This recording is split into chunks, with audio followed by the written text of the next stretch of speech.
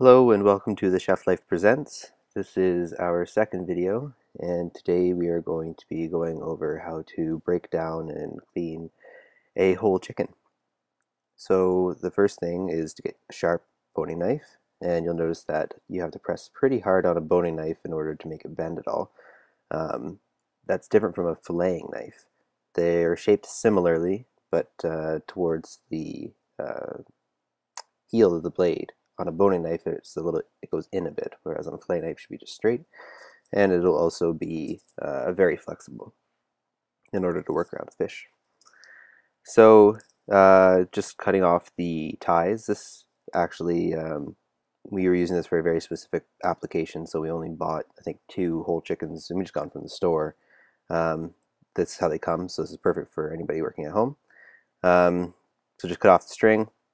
And first thing I'm going to do is separate the thighs from the main body. So naturally the thigh will pull apart. You're going to have to cut through the skin. And right now I'm just using the tip of my blade to make short strokes, working my way down to the joint where the leg attaches to the body.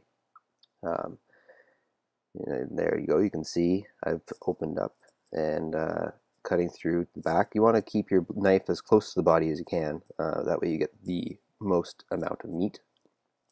You don't really want to leave anything on the carcass. So after you've cut down, you can see the joint in the middle there, and you're just going to push and it will pop through. There's the leg, and now you're going to pick your knife back up, and you want to work your way through. I'm doing this a little awkwardly just because I wanted to be able for you guys to see.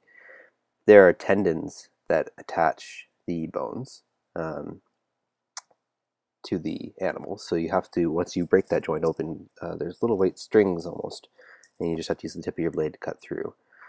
I then like to go back to the opening and work my way back underneath that leg bone towards where the head of the bird would be, taking lots of care to ensure that I have the most amount of meat removed from the bone. So there's the first thigh. You can see the bone is still in there.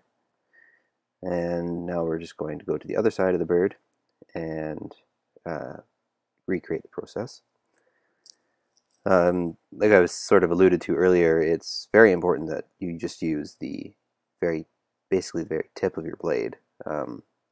When you're boning anything, your knife is going to be very, very sharp, or it should be very, very sharp, and what you're working with is going to be fairly cold.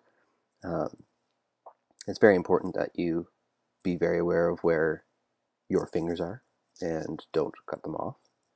And you want to do as much work with your hands as opposed to the actual blade of the knife. So for instance, the other day I was actually just cleaning some fat off of a piece of venison, and I basically opened up the fat and was able to remove 90% of it with just my hand. That way you're not going to be hurting the meat at all. Anytime that you're using a knife, you have the chance of doing a little bit of damage to any of the meat. So now you can see both the legs have been removed. You can see I took the right there that I'm touching. That was it's called the oyster, and it's a very, very small piece of meat. Apparently, according to my French chef in culinary school, is the best part of the chicken. Now we're working on the wings. There's the tip, which I indicated first. You can remove both of those, just cut them through. Those are good to keep for stock, but there's not really any meat on them. I like to cut the skin. There's like a little flap that connects the 2 parts of the wing. So I just cut the skin, and here you go. You can see you bend it back the opposite way to pop the joint out, and then you just use the tip of your knife again to cut through those tendons. The ends of the bone, there's lots of cartilage there, so you have to be sort of careful to get a nice cut, because it would be very easy to cut through it. So now you're just left with the part of the bone that I'm going to actually keep on to make this supreme, as opposed to just a chicken breast. So I'm cutting around, and I think I just lied to you. I think I'm actually taking this off. Okay, I didn't record this today. It may have been a week or two ago. So there you go. You can see just cutting around the joint, bending it back to open up the joint so that I can see what I'm doing, and cutting through those tendons. Anywhere that there's bones in any animal that is on land, there's going to be tendons that are holding the muscle to the bone. Sometimes they can be big, sometimes they can be small. The legs of the chicken, if you're going to bone that, the legs have a fairly, the thigh actually has a fairly big tendon in it, so you want to take that out, cut that out. Otherwise, it's very chewy. It is elastin as opposed to collagen. The difference between the two is that elastin will break down, or sorry, elastin will not break down during cooking, whereas collagen will break down and turn into this like beautiful juiciness that you want to have in your meat. So yep, I'm just doing that same thing to the opposite breast, removing the wings. It's the nice thing about this type of education is that you can apply this to any type of fowl. So when you're cleaning a duck, or when you're cleaning a goose, or when you're cleaning a turkey, all the birds are put together the same way. So once you learn how to do one properly, you can apply that knowledge to other animals. So there we are. Now all I have left here is the main body with the breasts still attached. And the skin was a little bit torn here, but you can see you want to just sort of stretch it out. And what I just indicated was the breastplate, and it's a piece of cartilage that runs in between the two breasts. And you want to just run your knife from the one end to the other, and feel with your fingers. Your knife's going to land on one side. You can see, yes. So on the screen's left-hand side is the breast, and on the right-hand side was the breastbone. So again, using the tip of your knife, you're just going to work your way down and come underneath the chicken breast, right there, indicating where the wishbone is. So you can get as close to the front of that as you can, and then you're just going to basically run your knife along the wishbone to come back towards where you removed the wing from. There is the tendon as well. There's the chicken tender. There you can see. You want to make sure you remove that from the carcass, because chicken tenders are delicious. They're the most tender part of the bird, which is why they're called the tender. And you can either choose to leave that attached to the breast, or you can remove the tenders along with the tendon that attaches it to the breast. And you can freeze those, you can make chicken fingers from them, you do anything. So there's one breast removed. I'm just fixing the skin so it's nicely wrapped around it. There you go. You can see it. There's the tender that I'm holding up.